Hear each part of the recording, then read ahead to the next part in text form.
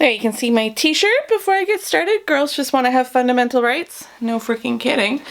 Hello, welcome back. I'm feeling a little bit feisty today. Today I want to talk about series, because I talk about series all the time. Literally wrote a book about why people should write series.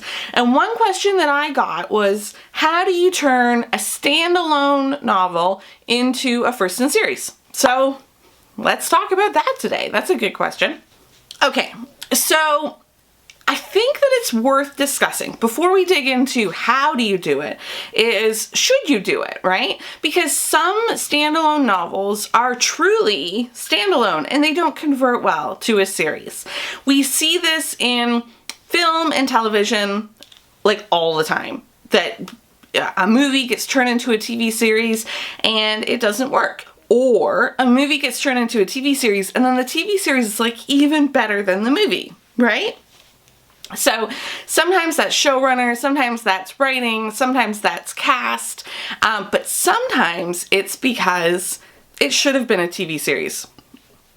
So this is not my original idea. I got this idea from Aaron Sorkin's Masterclass videos, which are really good. I recommend them. I don't know if I recommend Aaron Sorkin the person, but I definitely recommend his Masterclass videos. He's already been paid for them, so like, you can go ahead and watch them even if you think that he's problematic, which he is.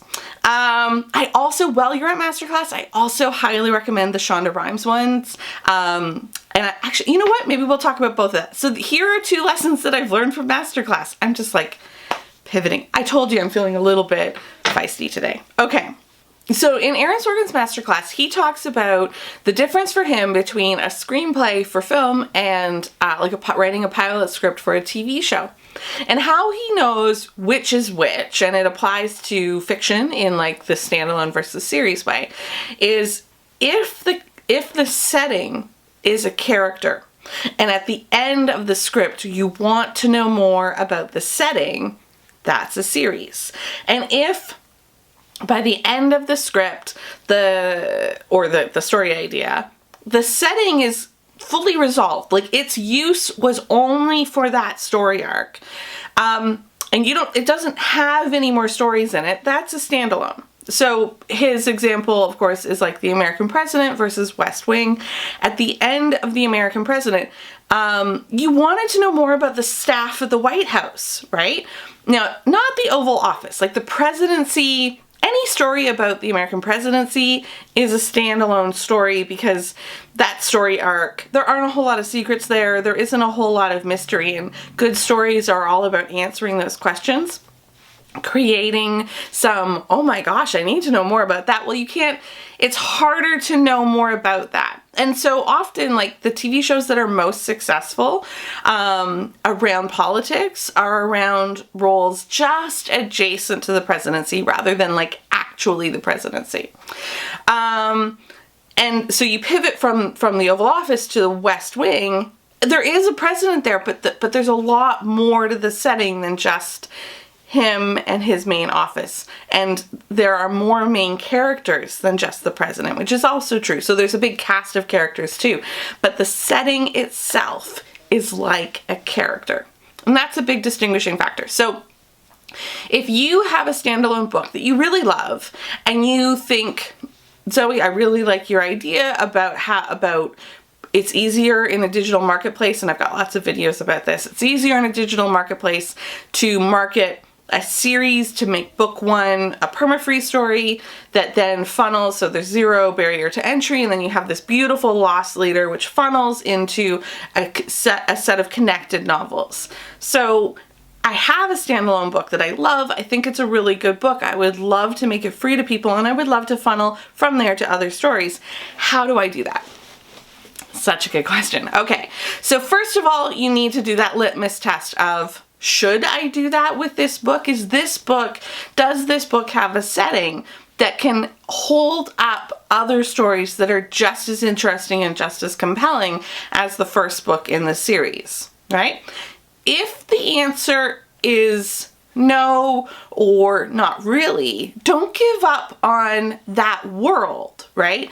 You can still funnel readers from that book to other books in the same world, but you're gonna need a new setting, right? So it might be that you go from your standalone story to a new first in series. Another reason why you might do that is if the standalone book that you're thinking of converting, if the characters don't have a cast of characters around them that already make you want to know about them, right? If there are no dangling like best friends or siblings or coworkers, then you might need to create that cast. You could do it by revising the first book, or you can do it by writing a new first in series that's in the same world but adjacent to this standalone.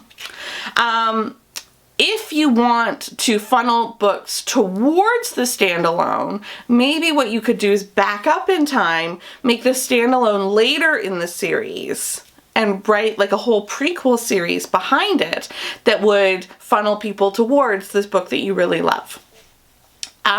So don't think, I have this book, don't be too linear in your thinking of, I have this book, it should be the first book in a series, I will write more books in this series. If you didn't craft that book to be a series in the first place, it might not be the best entry point to the world. Or maybe it is. So here's a quick checklist of things. Does it have a big cast? Does it have open-ended questions? Is that cast multi-generational? Like, one problem with series that I often see is that the cast is too simplistic.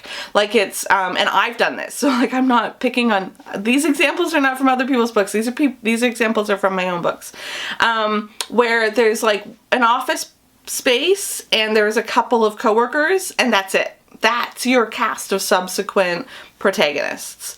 Without some multi-generational reach, you lose readers' interest really quickly. You want to create kind of space and mystery and about backstory, about what's coming in the future.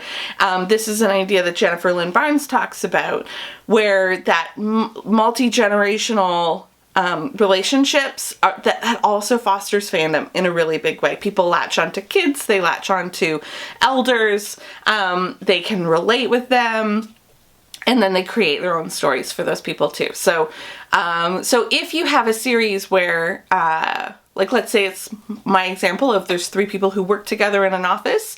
If one of them has siblings, and I can think of series where there's been a spin-off about a family, that spin-off is the series you want to focus on, because the last thing that you want to do is spend a lot of time chasing something which structurally does not really work as a series, if that makes sense. So you want a big cast, you want that cast to be dynamic. You want a setting that can flex and have space for new characters to come in. You want a timeline that is also temporally expansive, that can flex, that the stories aren't constrained to take place in a fixed amount of time. Because what if you start writing the series and then it takes off and then you have to restart again like 6 months down the road or 2 years down the road or whatever. So you kind of want some flexibility there. You also want to have outs, right? So you want to, like a good series you can wrap it up at a trilogy, you can wrap it up at 5 books, you can wrap it up at 8 books, or you can keep going forever because you have finally nailed it. And this is the thing that a lot of people don't really grab from the first time that they hear me say, write books in series. Yes, but then you're going to do it again, right? And again, one of those is going to be, like when you get really close to the right idea, you're going to do it again. That's going to be series 2.0. And that might be where it really takes off, or it might even be that rebooted again. A lot of time we look at the end result of people refining and refining and refining that series pitch, and we think, I want to write that. But that is never their first go at it. It's not, like, almost ever. all of your favorite series with like literally a handful of outlier successes, which were made successes in a way that isn't really, like, you can hope, you can dream for that, but that's not functionally, that's not what most of us are doing here if we are mid-list, like, working writers. The people who hit it out of our field, they hit it on try 6, try 8, keep trying, keep refining, keep improving, keep tightening, really start massaging your idea of what the ideal series is. And so the last caveat that I would give to the idea of how do you take a standalone and turn it into a series is, if you are a professional writer and you can write another book, I know you can, I know that I can too, probably the best thing to do is to start again rather than going back to that older IP and trying to turn it into something. Taking older IP and turning it into a new series 1.0 is not likely to be the breakout thing that you want to do. Now, that being said, it is actually a good way to maybe make some money, right? So if you've got some dead IP that you can turn into a series, as long as you are going in with like a clear understanding of what it's going to be and what it isn't going to be, then do that. Try to get a BookBub feature deal on it. Make some coin there out of that IP that had gone kind of started to molder a little bit. That's great. Just don't think that that's going to be kind of the game changer, right? So there's books that we write for money and there's books that we write in the hopes that they're game changers. And the game changer one takes a lot of attempt. But the makes money one, we can be a lot more mechanical there. So as long as it's kind of, this is your goal for it, then, you know, I'm a big fan and I think that you should do that. Okay, I was a little bit scattered in that video at the start, but I think that we kind of pulled it together. I hope that that was helpful. If it was helpful, please subscribe to my channel. Please comment below and tell me what other content you would like me to cover, what other questions you'd like me to answer. Yeah, subscribe, share this video with a writer friend if you think that it might be useful to them. And I will see you again next week.